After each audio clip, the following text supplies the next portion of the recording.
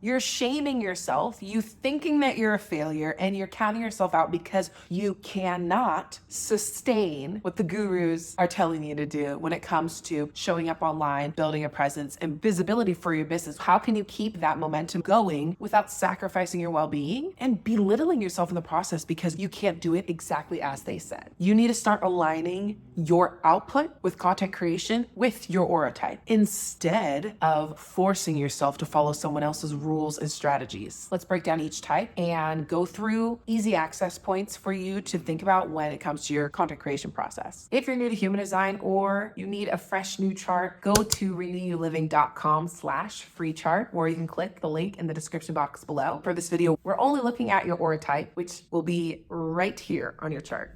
Generators, your energy thrives best when you're responding to what lights you up. You're designed to follow the energy of excitement and satisfaction. That's how you'll find momentum and consistency in your content creation output. You want to respond, don't force. I can speak to this because I'm a generator. It's so much more laborious and feels like I'm lifting 20 tons when I am trying to brainstorm and ideate content ideas from scratch. Don't do it, don't recommend. Instead, look for inspiration in your environment. When you're feeling frustrated, take the hint that perhaps there is another way. I made my switch to YouTube recently because I was very frustrated creating content on Instagram. It felt like I was draining energy and it was depleting me. And that is a big indicator that something is off. So instead of just doing it because, oh, I have to or I should, which is horrible indications for any energy type, know when you're forcing yourself to do something in the creation process and where you're creating. Hop on that platform that's best for you and search around your niche. Search different keywords and let what you're seeing excite you and get lit up by it. That's an indication, this is where I should be.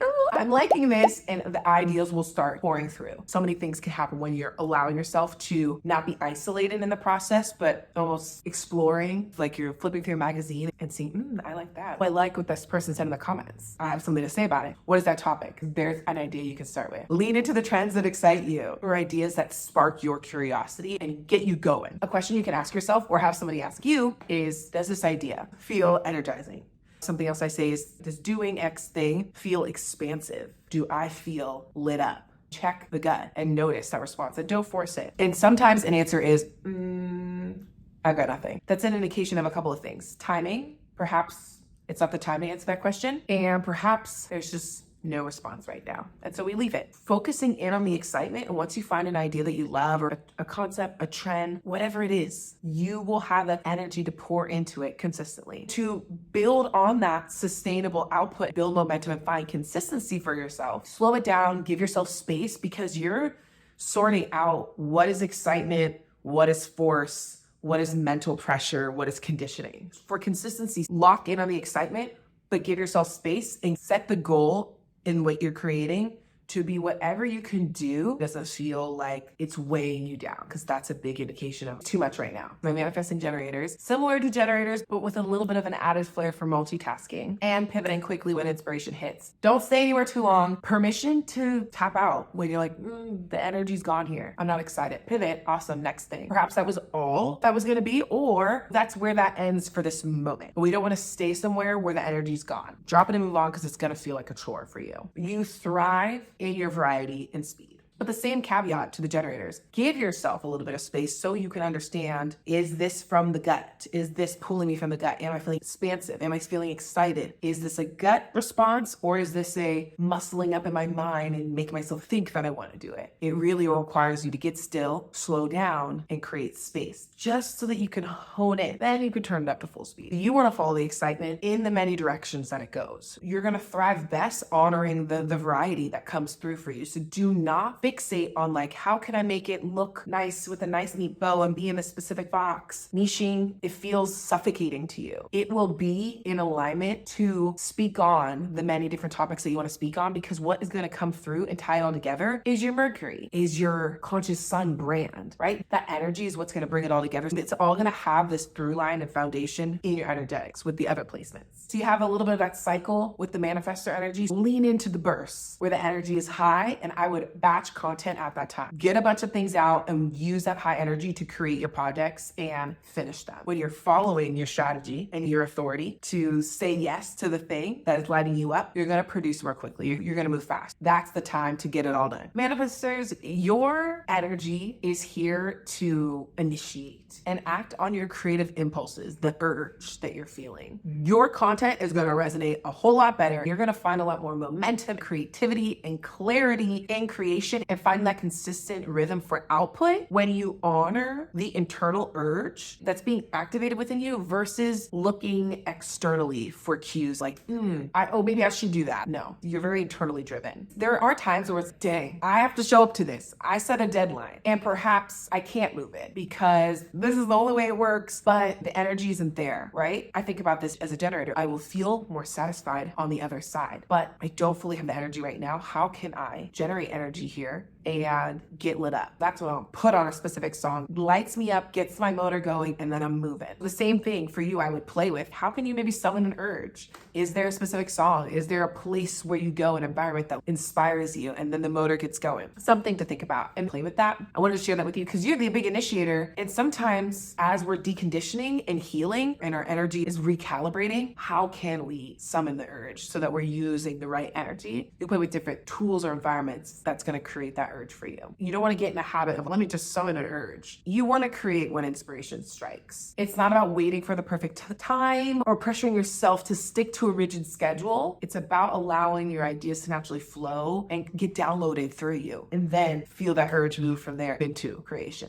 Your energy is super impactful. You initiate all of us. You are the lightning bolt that drives the collective. Part of what might be an energy drain for you is you're trying to make it digestible. Don't shy away from being bold and direct and activating in what you're creating. It's literally what you're here to do and how you're here to be. Lean into that high burst energy that you have and batch in that season, batch in that moment, and disconnect when you are recognizing that the urge is leaving and you need to rest and you're moving into that rest cycle. And how can you play with using your voice? Perhaps it feels uncomfortable in the beginning, but I always invite my manifestors to play with behind the scenes activating of this throat chakra so they can feel comfortable to speak and initiate into their content. My lovely projectors, you're going to find success in honoring your energetic rhythm by recognizing that you work in focus bursts. You concentrate deep for a focused period of time, and then you follow that up with a ton of rest, a ton of disconnect and lean back, chill mode to replenish you. Your energy is not built for constant output. The way that you're going to stay in the game for the long haul and find consistency is really honoring the downtime, honoring the rest, and nourishing your energy and your creativity that way. To find sustainability in your content creation process and momentum for ultimate success, which is your alignment signature, is to really start to shift your brain around content and thinking, okay, let me focus on depth and not volume. I'm designed differently. I'm going to create fewer but brilliant, high quality, deep pieces of content. The insights that you have and that clarity is what makes your content resonate. And I would also say, if we're trying to make really quality pieces of content that focus on the depth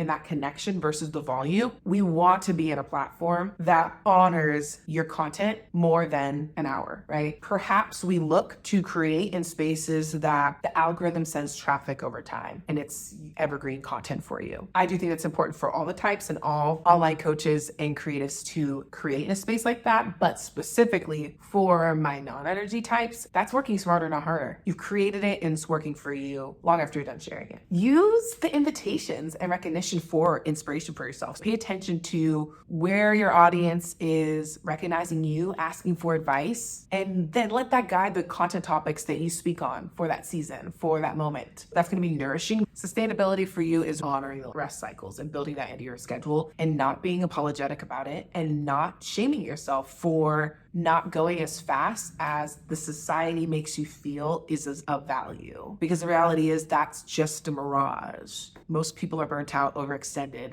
and tired. You can work smarter and guide us to a new way of operating by honoring your energetic truth. And then reflectors, I will always say this, reflectors are near and dear to my heart because my partner is a reflector. And so it's really beautiful to witness a reflector in their design. I absolutely love it. You find momentum in your rhythm by aligning all of your workflows, specifically when it comes to content creation, to cycles. And you're deeply influenced by your environments. Where you're creating makes so much of an impact on how you'll feel creating and what insights come to you. Your creativity and your insights are at its peak when you lock in to your timing. And you're going to find that timing and rhythm by building your schedule to honor the cycles, specifically the moon cycles. Notice how you're feeling in specific seasons. Always start with the moon and follow that cadence of when the moon is new to waxing, to full, to waning, and moving to the dark phase. Notice the ebbs and flow and really honor. Break up your content to build in the different pockets, but give yourself space. It's unique to you when you're feeling your creativity. It's not like one size fits all for all reflectors. I always like to invite my clients who are reflectors, let's check in on where the moon was when you were born. That might give a little insight to when energy is stirring the most inside you. Notice the whole moon cycle, how your energy is moving, and where you feel the most creative. Reflect before taking action. I find for reflectors, when they have a lot of space to journal and brainstorm and kind of get all the insights that are coming through out, it allows you to be a better channel for whatever you're going to be creating. Also, outline the process. I'm in my brainstorming phase. Now I'm in the structure phase, shaping the concepts. Okay, now I'm in the creation phase. I'm in the editing phase, or now you're sharing. Organize the phases and notice when you have energy for what. Environments are super important for you, so curate your creation space in all the phases. Curate, where do you need to go? Where do you feel the most open to clearly get out all of the insights that you have when it comes to that brainstorming phase? What environment really nourishes that? What spaces and people inspire you? So perhaps you're creating with them in the room, and maybe where you do the creating and the executing is a totally different environment. Take note of the spaces and take your time to curate those spaces and lean into it. And if that makes the content creation process a little bit longer for you, honor it. If you don't understand why you're creating the content, what the intention is behind each piece of content, then you're wasting your energy altogether. In my last video, where I talked about your Mercury for the content style, I introduced the 3 types of content that you need to have, which was attraction, connection, and conversion content. So when you are creating and honoring your energy in the creating, you have to clarify your goals. Am I looking to grow my audience with this piece of content? Am I looking to nurture? And am I looking to ask my audience to join me for further community and connection by joining my email list? Or am I asking them to purchase a product? What is the goal behind the content? I'm posting just to post. This sentiment will waste your energy, lose your audience, and waste your time. You are a business owner. We're not posting just to post. We're posting to get our message out there. We have to understand why. And each piece of content has to have a through line. My goal here is to attract my aligned audience. My goal here is to connect deeper and nourish my community with belief shifts or deeper understanding, education, how-to tips, tactics, or this content is here to convert and invite my audience to take the next step, whether that's join me off the platform for more intimacy in my email list or my podcast, or perhaps it's inviting them to take the next step into transformation and join me in my programs. Using your energetic blueprint with human design, it really cuts out so much of the noise. I promise your business and your life will thrive without the pushing, the force, and the hustle. If you want to dive deeper into the nuances of your design, I'd love to invite you to getting your own personalized rhythm and flow activation key, which is a human design blueprint that dives deep into your personal energetics. It's a 60+ page PDF that goes into all the basics of your human design. If you don't know how to read your human design chart, don't worry. I create this for you so that you can understand what each piece means in your energy, and you have a starting point to go and experiment in your design, and also something that you get to refer back to again and again. You can learn more about that in the description below. I'd love to know in the comments, what is the biggest struggle that you're finding when it comes to content creation, getting your message out there in the most effective way for your aligned audience to begin to work with you. If this video resonated with you, hit subscribe so you can stay a part of the community, and hit the bell to be notified every time there's a new video. To take this even a step further, now that you're finding momentum in creating content, how can you turn your audience into your soulmate clients? In the next video here, I'm going to dive deeper into the 3 types of content and help you understand how to speak to your audience at their awareness level with where they're at in their journey.